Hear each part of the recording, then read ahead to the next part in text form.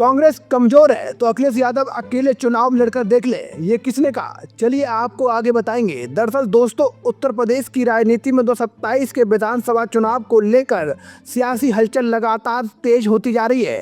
एक तरफ भारतीय जनता पार्टी अपनी सत्ता बरकरार रखने के लिए नई रणनीतियों पर काम कर रही है, तो दूसरी ओर विपक्षी दल भी चुनावी तैयारियों में जुट गए हैं। लेकिन इसी बीच समाजवादी पार्टी और कांग्रेस के रिश्तों को लेकर ऐसे संकेत सामने आ रहे हैं जिन्होंने विपक्षी एकता पर नए सवाल खड़े कर दिए हैं। दरअसल 2024 के लोकसभा चुनाव में समाजवादी पार्टी और कांग्रेस ने मिलकर चुनाव लड़ा था। इस गठबंधन को उत्तर प्रदेश में अच्छा फायदा भी मिला और दोनों दलों ने कई सीटों पर शानदार प्रदर्शन किया।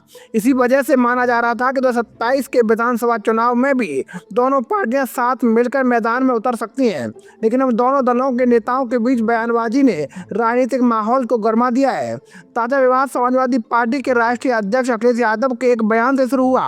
हाल ही में एक पॉडकास्ट के दौरान अखिलेश यादव ने कहा था कि कांग्रेस भी प्रदेश की सभी 403 विधानसभा सीटों पर अपनी तैयारी कर रही है और समाजवादी पार्टी भी पूरी ताकत के साथ चुनावी तैयारियों में जुटी हुई है। उन्होंने ये भी कहा कि दोनों दल मिलकर चुनाव लड़ेंगे, लेकिन जिस स्तर की तैयारी दिखाई देनी चाहिए वो अभी नजर नहीं आ रही है। अखिलेश यादव के इस बयान को कांग्रेस नेताओं ने अलग नजरिए से देखा। इसी को लेकर सहारनपुर लोकसभा सीट से कांग्रेस सांसद इमरान मसूद ने खुलकर प्रतिक्रिया दी है। इमरान मसूद ने अखिलेश यादव के बयान पर पलटवार करते हुए कहा कि यदि उन्हें लगता है कि कांग्रेस कमजोर है तो वो अकेले चुनाव लड़कर देख लें। कांग्रेस सांसद का ये बयान अब राजनीतिक गलियारों में चर्चा का विषय बन गया है। इमरान मसूद ने कहा कि कांग्रेस को कम आंकना किसी के लिए भी आसान नहीं होगा। उनका दावा है कि कांग्रेस ने अभी से प्रदेश की सभी 403 विधानसभा सीटों पर संगठन और चुनावी रणनीति को मजबूत करने का काम शुरू किया है।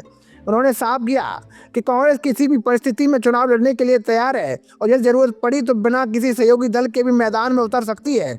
इतना ही नहीं, इमरान मसूद ने कुछ ऐसे मुद्दे भी उठाए जिनसे समाजवादी पार्टी असहज हो सकती है। उन्होंने आरोप लगाया कि देश में मुसलमानों पर हो रहे कथित अत्याचार, मस्जिदों से जुड़े विवाद और अन्य संवेदनशील मुद्दों पर अखिलेश यादव की ओर से ये कोई मजबूत और स्पष्ट आवाज उठाई नहीं जाती। उनका कहना था कि विपक्ष की राजनीति केवल चुनावी समीकरणों तक सीमित नहीं होनी चाहिए, बल्कि जनता के मुद्दों पर भी खुलकर बोलना चाहिए।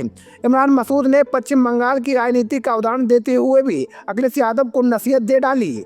उन्होंने कहा कि दूसरे राज्यों के राजनीतिक अनुभवों से सीख लेने की जरूरत है और गठबंधन की राजनीति में सहयोगी दलों का सम्मान करना भी उतना ही जरूरी है। हालांकि इन तीखे बयानों के बावजूद इमरान मसूद ने इंडिया गठबंधन के भविष्य को लेकर सकारात्मक संकेत दिए। उन्होंने कहा कि गठबंधन के सभी दल आज भी साथ हैं और आने वाले समय में इसे और मजबूत बनाने की कोशिश की जाएगी। यानी एक तरफ बयानबाजी जारी है तो दूसरी तरफ गठबंधन को बचाए रखने की बात की जा रही है। अब सबसे बड़ा सवाल ये है, क्या समाजवादी पार्टी और कांग्रेस के बीच ये केवल बयानबाजी है या फिर वास्तव में दोनों दलों के रिश्तों में खटास बढ़ रही है? क्योंकि उत्तर प्रदेश की राजनीति में विपक्ष की मजबूती काफी हद तक इन दोनों दलों की एकजुटता पर निर्भर मानी जाती है। राजनीतिक जानकारों का मानना है कि 2027 का विधानसभा चुनाव बीजेपी, समाजवादी पार्टी और कांग्रेस तीनों के लिए बेहद महत्वपूर्ण होने वाला है। बीजेपी जहां लगातार तीसरी बार सत्ता में वापसी का लक्ष्य लेकर चल रही है, वहीं समाजवादी पार्टी सत्ता में वापसी के लिए पूरी ताकत झोंकने की तैयारी कर रही है। दूसरी तरफ कांग्रेस भी उत्तर प्रदेश में अपनी खोई हुई जमीन वापस पाने की कोशिश में लगी हुई है। फिलहाल इतना जरूर कहा जा सकता है कि चुनाव अभी दूर है, लेकिन राजनीतिक बयानबाजी ने माहौल को गर्म करना शुरू कर दिया है और आने वाले महीनों में ये साफ हो जाएगा कि समाजवादी पार्टी और कांग्रेस साथ मिलकर चुनाव लड़ेंगी या फिर दोनों दल अपने अपने दम पर मैदान में उतरकर नई राजनीतिक तस्वीर पेश करेंगे।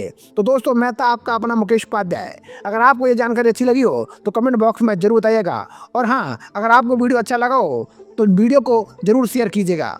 जय हिंद।